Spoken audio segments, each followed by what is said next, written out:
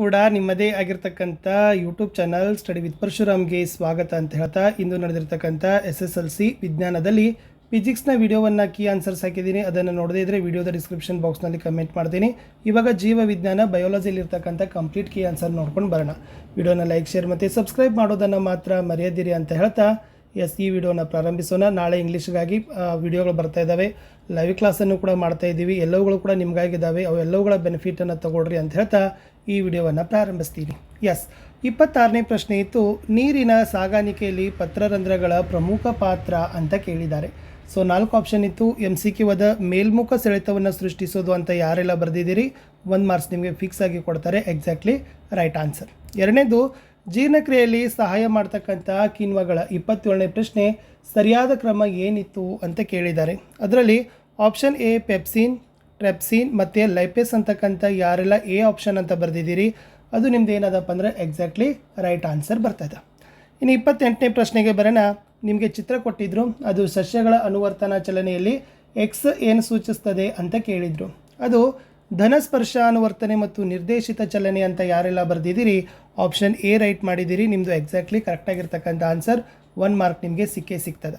27ನೇ ಪ್ರಶ್ನೆ, ಶಲಾಕಾಗ್ರದ ಮೇಲೆ ಪರಾಗದ ಮೊಳವಿಕೆಯ ಚಿತ್ರವನ್ನು ಬರೀರಿ ಅಂತ ಕೇಳಿದರು. ಬರೀ 1 ಮಾರ್ಕ್ ಚಿತ್ರ ಇತ್ತು.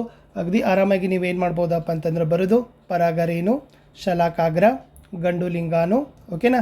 ಆಮೇಲೆ ಪರಾಗದ ನಳಿಕೆ, ಅಂಡಾಶಯ, ಹೆಣ್ಣು ಲಿಂಗಾಣು ಅಂತ ಗುರುತಿಸಿದರೆ ಸೊ ನಿಮಗೆ 1 ಅಂಕ ಏನು ಮಾಡ್ತಾರಪ್ಪ ಅಂದ್ರೆ ಕೊಡ್ತಾರೆ. ಇದು ಕೂಡ ತುಂಬ ಇಂಪಾರ್ಟೆಂಟು ಮತ್ತು ಈಸಿಯಾಗಿರ್ತಕ್ಕಂಥದ್ದೇ ಇತ್ತು. 30ನೇ ಪ್ರಶ್ನೆ, ಕಾಯಜ ಸಂತಾನೋತ್ಪತ್ತಿ ಬೆಳೆಯಬಹುದಾದ ಸಸ್ಯಗಳ ಗುಂಪು ಅಂತ ಕೇಳಿದರು. ಸೊ ನಿಮಗೆ ಅಲ್ಲಿ P, Q, R, S ಅಂತಕ್ಕಂಥ 4 ಗುಂಪುಗಳನ್ನು ಕೊಟ್ಟಿದ್ದಾರೆ, ಹೌದಲ್ಲ. ಪಿದಲ್ಲಿ ಗುಲಾಬಿ, ಹಲಸು, ಬ್ರಿಯೋಫಿಲಮ್ ಇತ್ತು. ಕ್ಯೂದಲ್ಲಿ ಮನಿ ಪ್ಲ್ಯಾಂಟು, ಸಾಸಿಮಾ, ಕಲ್ಲಂಗಡಿ ಇತ್ತು. ಆರಲ್ಲಿ ಬಾಳೆ, ಗುಲಾಬಿ, ದಾಸವಾಳ. ಎಸ್ ಅಲ್ಲಿ ಪಪಾಯ, ದಾಸವಾಳ, ಸಾಸುವೆ. ಆರ್ ಅಂತಕ್ಕಂಥದ್ದು ಬಾಳೆ, ಗುಲಾಬಿ, ದಾಸವಾಳ ಇದೆ ನೋಡಿ. ಇದು ಕಾಯಜ ಸಂತಾನೋತ್ಪತ್ತಿ ವಿಧಾನದಲ್ಲಿ ಬಳಸಬಹುದಾಗತಕ್ಕಂಥ ಸಸ್ಯಗಳ ಗುಂಪಾಗಿದೆ. ವೆರಿ ಮೋಸ್ಟ್ ಇಂಪಾರ್ಟೆಂಟ್ ಆಗಿರ್ತಕ್ಕಂಥ ಆನ್ಸರ್ ಇತ್ತು. ಪ್ರಶ್ನೆ 31, ಸಮುದ್ರ ತೀರದಲ್ಲಿ ಗಂಡು ಆಮೆಗಳ ಸಂತತಿ ಕ್ಷೀಣಿಸಲಿಕ್ಕೆ ಕಾರಣ ಏನು ಅಂತಕ್ಕಂಥದ್ದು ಒಂದು ಅಪ್ಲೈಡ್ ಕ್ವಶನ್ ಅದ. ಇದಕ್ಕೆ ಫಸ್ಟ್ ನಾವು ಏನು ಹೇಳ್ಬೋದಪ್ಪ ಅಂದ್ರೆ ಜೈವಿಕ ಸಂವರ್ಧನೆ ಅಂತ ಹೇಳ್ತೀವಿ. ಸೊ ಯಾರೆಲ್ಲ ಜೈವಿಕ ಸಂವರ್ಧನೆ ಅಂತ ಬರ್ತಿದ್ದೀರಿ ಎಕ್ಸಾಕ್ಟ್ಲಿ ರೈಟ್ ಆಗಿರ್ತಕ್ಕಂಥ ಆನ್ಸರು. ಸೆಕೆಂಡ್ ಏನಪ್ಪ ಅಂದರೆ ಸಮುದ್ರದ ತೀರದ ತಾಪ ಹೆಚ್ಚಿದೆ. ಸೊ ಸಮುದ್ರ ತೀರದಲ್ಲಿ ತಾಪದ ಪ್ರಮಾಣ ಹೆಚ್ಚಾಗಿರೋದ್ರಿಂದ ಅದು ಕೂಡ ಸಮುದ್ರ ತೀರದಲ್ಲಿ ಗಂಡು ಆಮೆಗಳ ಸಂತತಿ ಕ್ಷೀಣಿಸಲಿಕ್ಕೆ ಅದು ಕೂಡ ಒಂದು ಕಾರಣವಾಗಿದೆ ಅನ್ನೋದನ್ನು ನೀವು ಬರಿಬಹುದು. 32, ಗ್ರಂಥಿಗಳನ್ನು ಹೆಸರಿಸಿರಿ, ಹಾರ್ಮೋನು ಕಾರ್ಯವನ್ನು ತಿಳಿಸಿ ಅಂತ ಕೇಳಿದರು. ಸೊ ನಿಮಗೆ ಗೊತ್ತಿದೆ ಇನ್ಸುಲಿನ್ ಇರ್ತಕ್ಕಂಥದ್ದು ಮೇದೋಜೀರಕ ಗ್ರಂಥಿ, ಅದು ರಕ್ತದಲ್ಲಿನ ಸಕ್ಕರೆಯ ಮಟ್ಟವನ್ನು ನಿಯಂತ್ರಣ ಮಾಡ್ತದೆ. ಇನ್ನು ಥೈರಾಕ್ಸಿನ್ ಅದ, ಅದು ಥೈರಾಯ್ಡ್ ಗ್ರಂಥಿ, ಅದು ಚಯಾಪಚಯ ಕ್ರಿಯೆಯನ್ನು ನಿಯಂತ್ರಣ ಮಾಡ್ತದಕ್ಕಂತ ಬರೆದ್ರೆ ಸೊ ನಿಮಗೆ 2ಕ್ಕೆ 2 ಅಂಕಗಳನ್ನು ಏನು ಮಾಡ್ತಾರಪ್ಪ ಅಂದರೆ ಇಲ್ಲಿ ಕೊಡ್ತಾರೆ. ಇದೇ ಪ್ರಶ್ನೆಯ ಇನ್ನೊಂದು 6 ಕ್ವಶನ್ ಇತ್ತು, ಅದು ಸಸ್ಯ ಹಾರ್ಮೋನುಗಳ ಮೇಲಿತ್ತು. ಕಾಂಡದ ಬೆಳವಣಿಗೆಗೆ ಸಹಾಯಕವಾಗುವ ಹಾರ್ಮೋನುಗಳನ್ನು ಬರೀರಿ ಅಂತ ಕೇಳಿದರು. ನೋಡಿ, ಕಾಂಡದ ಬೆಳವಣಿಗೆಗೆ ಸಹಾಯಕವಾಗ್ತಕ್ಕಂಥ 2 ಹಾರ್ಮೋನ್ ಅಂದರೆ ಆಕ್ಸಿನ್ ಮತ್ತು ಜಿಬ್ಬರ್ಲಿನ್. ಸೊ 2 ಬರೆದ್ರೆ 1 ಅಂಕ. ಮತ್ತೆ ಏನು ಕೇಳಿದ್ದಾರೆ, ಬೆಳವಣಿಗೆಯನ್ನು ನಿಲ್ಲಿಸುವ ಹಾರ್ಮೋನಕ್ಕೆ ಒಂದು ಉದಾಹರಣೆ ಕೊಡಿ ಅಂತ ಕೇಳಿದ್ದಾರೆ. ಸೊ ಸಸ್ಯದಲ್ಲಿ ಯಾವುದು ಬೆಳವಣಿಗೆಯನ್ನು ನಿಲ್ಲಿಸ್ತದಲ್ಲ ಅದಕ್ಕೆ ಉದಾಹರಣೆ ಅಂತಂದರೆ ನಾವು ಏನು ಹೇಳ್ಬೋದು, ಆಬ್ವಿಯಸ್ಲಿ ಆಬಿಸಿಕ್ ಆಮ್ಲ ಅಂತ ಬರೆದ್ರೆ ನಿಮಗೆ 1 ಅಂಕ. ಸೊ ಇದು ಕೂಡ ನಿಮಗೆ 6 ಕ್ವಶನಲ್ಲಿರ್ತಕ್ಕಂಥ ಭಾಳ ಈಸಿಯಾಗಿರ್ತಕ್ಕಂಥ ಪ್ರಶ್ನೆ ಇತ್ತು. ಸ್ವಲ್ಪ ಇದು ಅಪ್ಲೈಡ್ ಇದೆ ನೋಡಿ. ಸೊ ಇದು ಕೂಡ ನಿಮ್ಗೆ ಏನು ಮಾಡಿದ್ರೆ ಅಂದರೆ 2 ಮಾರ್ಕ್ಗೆ ಕೇಳಿದ್ದಾರೆ. ಪ್ರಶ್ನೆ ಏನಿತ್ತಂದರೆ ಮಾನವ ಮತ್ತು ಮೀನು ಇವುಗಳಲ್ಲಿ ಯಾವ ಜೀವ ಉಸಿರಾಟದ ದರ ಹೆಚ್ಚಾಗಿದೆ ಏಕೆ. ಸೊ ಬರೀ ಮೀನು ಅಂತ ಬರೆದ್ರೆ ನಿಮಗೆ 1 ಮಾರ್ಕ್ಸ್ ಕೊಡ್ತಾರೆ. ಮೀನುಗಳಲ್ಲಿ ಉಸಿರಾಟದ ದರ ಹೆಚ್ಚು ಅಂದರೆ 1. ಏಕೆ ಅಂದರೆ ನೀರಿನಲ್ಲಿ ಆಮ್ಲಜನಕ ಕಡಿಮೆ ಇರುವುದರಿಂದ ಮೀನುಗಳು ಹೆಚ್ಚಿನ ಉಸಿರಾಟದ ದರವನ್ನು ಏನು ಮಾಡಬೇಕಪ್ಪ ಅಂದ್ರೆ ತೊಗೋಬೇಕಾಗ್ತದೆ. ಸೊ ಇದು ಬಂದರೂ ಕೂಡ 1. So totally 1+1 it's a very ಈಸಿಯಾಗಿರ್ತಕ್ಕಂಥದ್ದು. 2ಕ್ಕೆ 2 ಅಂಕಗಳು ನಿಮಗೆ ಸಿಗ್ತದೆ. ಭಾಳ ಜನ ಕನ್ಫ್ಯೂಸ್ ಮಾಡಿದ್ದೀರಿ, ಕನ್ಫ್ಯೂಸನ್ ಇಲ್ಲ. ಯಾಕಂದರೆ ಅಲ್ಲಿ ಆಕ್ಸಿಜನ್ ಪ್ರಮಾಣವನ್ನು ನಾವು ಲೆಕ್ಕಕ್ಕೆ ಹಾಕಬೇಕು. ಆಕ್ಸಿಜನ್ ಪ್ರಮಾಣ ಲೆಕ್ಕಕ್ಕೆ ಹಾಕಿದ್ದೆ ಆದರೆ ನಿಮಗೆ ಖಂಡಿತವಾಗಿ ಇಲ್ಲಿಂದ ಉತ್ತರ ನಿಮಗೆ ಸಿಗ್ತದೆ. ಇನ್ನು ಮಾನವನ ಮೆದುಳಿನ 3 ಭಾಗ ಕೊಟ್ಟಿದ್ದಾರೆ. ಓಕೆ, ಅದು ಮಹಾಮಸ್ತಿಷ್ಕ ಇದೆ, ಓಕೆ, ಅನುಮಸ್ತಿಷ್ಕ ಇದೆ, ಮೆಡುಲ್ಲ ಇದೆ. ಇದರ ಕಾರ್ಯಗಳನ್ನು ಕೇಳಿದರು. ಮಹಾಮಸ್ತಿಷ್ಕ ಐಚ್ಛಿಕ ಕ್ರಿಯೆ, ಚಿಂತನೆ, ಬುದ್ಧಿ, ಸ್ಮರಣೆಯ ಕೆಲಸವನ್ನು ಮಾಡ್ತದೆ. ಓಕೆ, ಅನುಮಸ್ತಿಷ್ಕ ನಮ್ಮ ದೇಹದ ಸಮತೋಲನ, ದೇಹದ ಚಲನೆಯ ನಿಯಂತ್ರಣಕ್ಕೆ ಸಹಾಯಕವನ್ನು ಮಾಡ್ತದೆ. ಇನ್ನು ಮೆಡುಲ ಉಸಿರಾಟ, ರಕ್ತದ ಒತ್ತಡ, ಹೃದಯದ ಬಡಿತ ನಿಯಂತ್ರಣವನ್ನು ಮಾಡ್ತದೆ ಅಂತಕ್ಕಂಥ ಬರೆದ್ರೆ 3 ಅಂಕ. ಇಲ್ಲಿ ಕೇಳಿರ್ತಕ್ಕಂಥದ್ದು ಕಾರ್ಯಗಳನ್ನು ಕೇಳಿದ್ದಾರೆ. ವೆರಿ ಡೆಡ್ ಈಸಿಯಾಗಿರ್ತಕ್ಕಂಥ ಪ್ರಶ್ನೆ 34 ಇತ್ತು. ಇನ್ನು 35ರಲ್ಲಿ ಡೆಫಿನೇಷನ್ ಕೇಳಿದರು, ಆಹಾರದ ಸರಪಳಿ ಮತ್ತು ಜೈವಿಕ ಸಂವರ್ಧನೆ.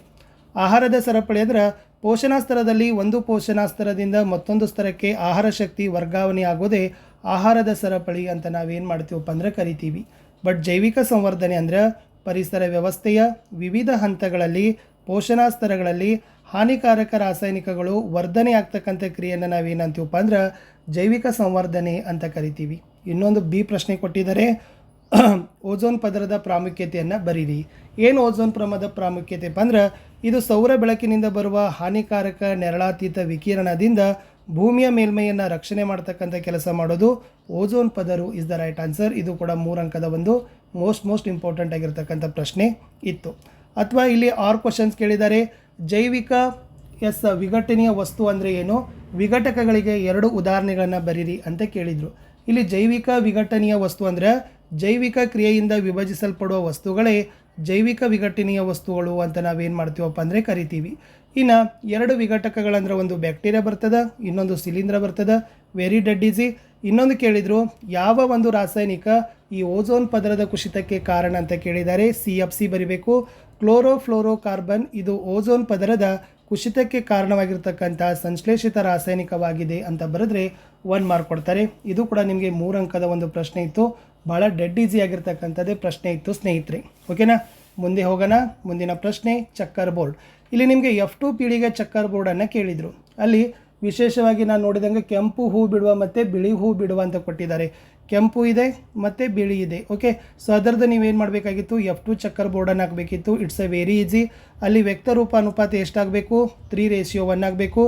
ಜಿ ನಮೂನೆ ಅನುಪಾತ ಎಷ್ಟಾಗಬೇಕು, 1:2:1 ಅಂತ ಬರೆದ್ರೆ ಸೊ ಈ ಚಕ್ಕರ್ ಬೋರ್ಡ್ಗೂ ಕೂಡ ನಿಮಗೆ 3ಕ್ಕೆ 3 ಅಂಕಗಳನ್ನು ಕೊಡ್ತಾರೆ. 37ನೇ ಪ್ರಶ್ನೆಗೆ ಬರ್ತೀನಿ. ಸೊ 32ರಲ್ಲಿ ಏನು ಕೇಳಿದ್ರಂದ್ರೆ, ಮಾನವನ ಹೃದಯದ ನೀಳಛೇದ ನೋಟದ ಚಿತ್ರವನ್ನು ತೆಗಿರಿ, ಅದರಲ್ಲಿ ಸೆಪ್ಟಮ್ ಮತ್ತು ಬಲ ಹೃತ್ಕುಕ್ಷಿಯನ್ನು ಗುರುತಿಸ್ರಿ ಅಂತ ಕೇಳಿದರು. ಇದು ಬಲ ಹೃತ್ಕುಕ್ಷಿ, ಆಮೇಲೆ ಇದು ಇರ್ತಕ್ಕಂಥದ್ದು ಸೆಪ್ಟಮ್. ಇಲ್ಲೇ ಇದೆ ನೋಡಿ, ಒಂದು ಸೆಪ್ಟಮು ಒಂದು ಬಲ ಹೃತ್ಕುಕ್ಷಿ ಅಂತ ಕೊಟ್ಟಿದ್ರು. ಇದು ನಿಮಗೆ 4 ಮಾರ್ಕರ್ಗೆ ಬಂದಿರತಕ್ಕಂಥ ಪ್ರಶ್ನೆ ಇತ್ತು. 4 ಅಂಕ ನೋಡಿ, ಪ್ರತಿಯೊಂದು ಭಾಗಕ್ಕೆ 1 ಅಂಕ. ಹೃದಯದ ನೀಳವಾದ ಛೇದ ನೋಟವನ್ನು ಗುರುತಿಸಿದರೆ ನಿಮಗೆ 2 ಅಂಕ. ಸೊ ಟೋಟಲಿ 4 ಮಾರ್ಕ್ ನಿಮಗೆ ಕೊಡ್ತಾರೆ. ಲಾಸ್ಟ್ 38ನೇ ಪ್ರಶ್ನೆ ಭಾಳ ಈಸಿ ಇತ್ತು. ಗರ್ಭ ನಿರೋಧಕ ವಿಧಾನಗಳನ್ನು ಕೇಳಿದ್ದಾರೆ.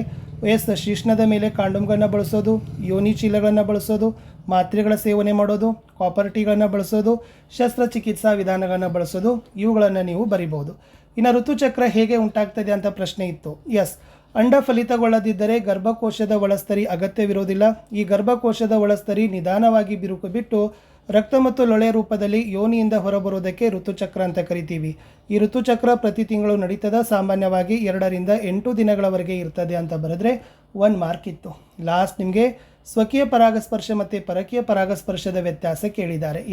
ಸ್ವಕೀಯ ಪರಾಗಸ್ಪರ್ಶದಲ್ಲಿ ಒಂದು ಹೂವಿನ ಪರಾಗರೇಣುಗಳು ಅದೇ ಹೂವಿನ ಶಲಾಕಾಗ್ರಕ್ಕೆ ವರ್ಗಾವಣೆಯಾದರೆ ಪರಕೀಯ ಒಂದು ಹೂವಿನ ಪರಾಗರೇಣುಗಳು ಬೇರೊಂದು ಹೂವಿನ ಶಲಾಕಾಗ್ರಕ್ಕೆ ವರ್ಗಾವಣೆ ಆಗ್ತದೆ. ಇಲ್ಲಿ ಪರಾಗಸ್ಪರ್ಶಕ್ಕೆ ಮಾಧ್ಯಮಗಳ ಅವಶ್ಯಕತೆ ಕಡಿಮೆ ಇದೆ, ಇಲ್ಲಿ ಪರಾಗಸ್ಪರ್ಶಕ್ಕೆ ಮಾಧ್ಯಮಗಳ ಅವಶ್ಯಕತೆ ಹೆಚ್ಚಿದೆ. ಸಾಮ್ಯತೆ ಹೆಚ್ಚು, ಭಿನ್ನತೆ ಹೆಚ್ಚು. ದ್ವಿಲಿಂಗಿಗಳಲ್ಲಿ ಕಂಡು ಬರ್ತದೆ, ಏಕಲಿಂಗಿ ಮತ್ತು ದ್ವಿಲಿಂಗಿಗಳಲ್ಲಿ ಕಂಡು ಬರ್ತದೆ ಅಂತ ಬರೆದ್ರೆ 5ಕ್ಕೆ 5 ಅಂಕಗಳನ್ನು ಕೊಡ್ತಾರೆ. ಇಷ್ಟು ಈ ಬಯೋಲಜಿಯಲ್ಲಿ ಇರ್ತಕ್ಕಂಥ ಕಂಪ್ಲೀಟ್ ಆಗಿರ್ತಕ್ಕಂಥ ಉತ್ತರಗಳು ಇತ್ತು.